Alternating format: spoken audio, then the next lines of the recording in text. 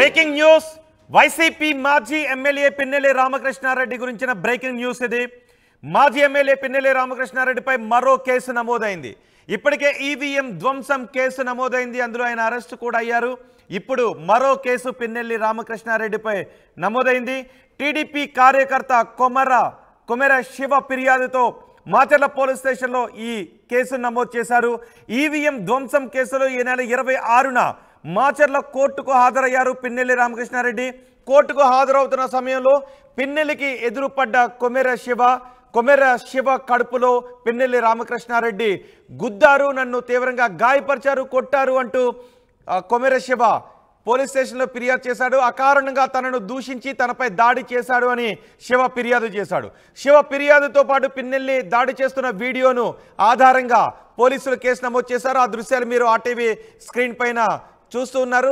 నా కడుపులో గుద్దాడు అని ఇద్దరు కూడా ఒకరికొకరు కాలర్ పట్టుకున్న దృశ్యాలు అక్కడ కనిపిస్తున్నాయి. ఎదురుపడ్డ శివ నన్ను అకారణంగా దూషించి నా కడుపులో పిన్నెల్లి గుద్దాడు అంటూ కంప్లైంట్ చేశాడు. సెక్షన్ 323 గాయపరిచిన కేసు, హర్ట్ సెక్షన్ 323 కింద కేసు నమోదు చేశారు పోలీసులు. కేసు నమోదు చేసి విచారిస్తున్నారు. మొదటి బాక్స్లో మీరు చూడొచ్చు, పోలింగ్ రోజు పిన్నెల్లి రామకృష్ణారెడ్డి పోలింగ్ బూత్లోకి వెళ్ళి అక్కడ పరిశీలిస్తున్నట్టుగా వచ్చి ఈవీఎంను ధ్వంసం చేస్తున్న దృశ్యాలు మీరు ఆర్టీవీ స్క్రీన్ పైన చూస్తున్నారు.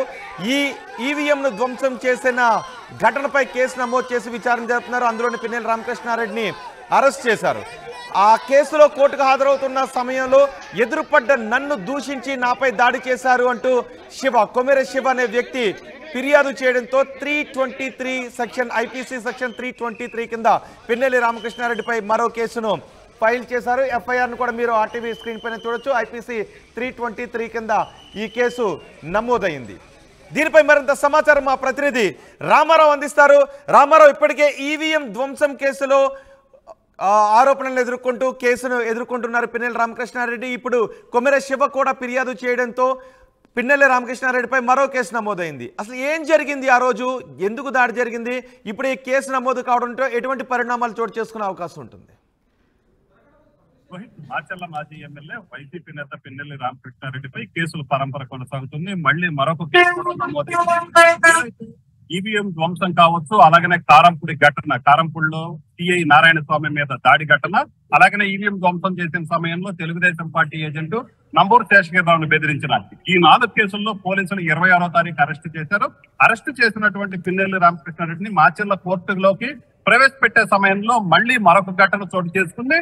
ఆయన అక్కడి నుంచి కోర్టులోకి పోలీసులు నర్సరావుపేట నుంచి మాచర్ల కోర్టుకు తీసుకొచ్చే సమయంలో అక్కడ టీడీపీ నేత కొమెర శివ ఎదురుపడ్డారు. కొమెర శివ ఎదురుపడటంతో పిన్నెల్లి రామకృష్ణారెడ్డి తన చేత్తో కొమెర శివ కడుపులో గుద్దడం జరిగింది. సో ఇవన్నీ కూడా ఈ వీడియోలో కూడా బయటకు వచ్చినటువంటి పరిస్థితి ఉంది. ఆ సమయంలో కవర్ చేస్తున్న సమయంలో పిన్నెల్లి కొమెర శివ కడుపులో గుద్దినటువంటి ఆ దృశ్యాలు ఏదైతే ఉన్నాయో అవన్నీ కూడా రికార్డ్ అయినటువంటి పరిస్థితి ఉంది. దీంతో కొమెర శివ టీడీపీ నేత మాచర్ల టౌన్ పోలీసులతో ఫిర్యాదు చేయడం జరిగింది. పిన్నెల్లి రామకృష్ణారెడ్డి తనను అకారణంగా తాను ఏమీ అనకపోయినప్పటికీ కూడా తనపై దాడి చేశారు, తన కడుపులో గుద్దారని కూడా ఆయన ఫిర్యాదు చేయడం జరిగింది. సో కొమెర శివ ఫిర్యాదులో మాచర్ల టౌన్ పోలీసులు సెక్షన్ 323 సెక్షన్ కింద ఏదైతే చేతితో దాడి చేయటం, గాయపరచడం, సో ఈ 323 సెక్షన్ కింద ఆ సమయంలో అసలు ఏం జరిగింది? కొమెర శివ అక్కడికి ఎందుకు వచ్చాడు? పిన్నెల్లి ఎందుకు కొమెర శివను కొట్టారు? రోహిత్, ఏదైతే పిన్నెల్లి రామకృష్ణారెడ్డిని అరెస్ట్ చేసి మాచర్ల కోర్టులో హాజరు పెడుతున్నారన్న విషయం తెలుసుకున్నటువంటి వైసీపీ శ్రేణులు అక్కడికి చేరుకోవడం జరిగింది.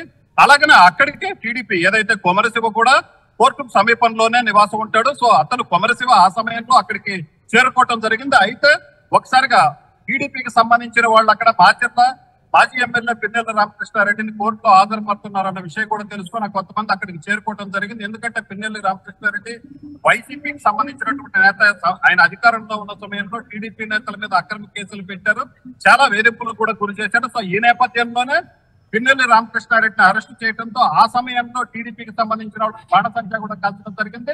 అలాగనే వైసీపీ కార్యకర్తలు కూడా అక్కడికి చేరుకోవడం జరిగింది. అక్కడ కొంత ఉద్రిక్త పరిస్థితి కూడా ఏర్పడింది. అయితే పిన్నెల్లి రామకృష్ణారెడ్డి ఒక టీడీపీ కార్యకర్త అయినటువంటి కొమెర శివను చూసిన వెంటనే అక్కడికి ఏదైతే వైసీపీ వాళ్ళతో పాటు ఇతను కూడా ఉండటం చూసిన వెంటనే ఏదైతే దగ్గరకు చేరుకున్న సమయంలో కొమెర శివ దగ్గరకు చేరుకున్న సమయంలోనే ఈ ఘటన చోటు చేసుకుంది. ఆయన చేత్తో రామకృష్ణారెడ్డి కొమరశివని కొట్టడం జరిగింది. అయితే అక్కడ పరిస్థితులు ఏదైతే అక్కడ ఒక వైపు చూసుకున్నట్లయితే ఆయన ఆల్రెడీ కోర్టు అరెస్ట్ అయ్యారు, కోర్టులో హాజరుపడుతున్నటువంటి పరిస్థితి ఉంది. వైసీపీ వాళ్ళు వచ్చారు, అలాగే టీడీపీ వాళ్ళు కూడా ఉన్నారు. ఈ నేపథ్యంలో కొంత ఇబ్బందికరమైన పరిస్థితి ఎదురుగా శివ రావడంతో వెంటనే ఏదైతే కంట్రోల్ చేసుకోలేని సమయంలోనే అక్కడ పిన్నెల్లి రామకృష్ణారెడ్డి కొమరశివని కొట్టడం జరిగింది. దీనికి సంబంధించి కూడా కొమరశివ ఫిర్యాదుతో మాచర్ల టౌన్ పోలీసులు కూడా కేసు నమోదు చేయడం జరిగింది. రోహిత్. రైట్ రామారావు, పిన్నెల్లి రామకృష్ణారెడ్డిపై మరో కేసు నమోదైంది. ఇప్పటికే ఈవీఎం ధ్వంసం కేసులో ఆయన కోర్టు ప్రొసీడింగ్స్ని ఎదుర్కొంటూ ఉన్నారు. ఇప్పుడు కొమరశివ అనే టీడీపీ నేతను కొట్టారు అంటూ మరో కేసును ఆయన ఎదుర్కొంటున్నారు. మొదటి బాక్స్లో మీరు చూస్తున్నారు, పోలింగ్ రోజు పిన్నెల్లి రామకృష్ణారెడ్డి పోలింగ్ బూత్లోకి వచ్చి అక్కడ ఈవీఎంను ధ్వంసం చేస్తున్న దృశ్యాలు ఇవి సీసీ కెమెరాలో రికార్డ్ అయ్యాయి. దీని ఆధారంగా కేసు నమోదు చేసి విచారణ జరుపుతున్నారు. రెండో బాక్స్లో మీరు చూస్తున్నారు, పిన్నెల్లిని అరెస్ట్ చేసిన తర్వాత కోర్టులో హాజరుపరిచే సమయంలో అక్కడికి వైసీపీ శ్రేణులు టీడీపీ శ్రేణులు కూడా చేరుకున్నాయి.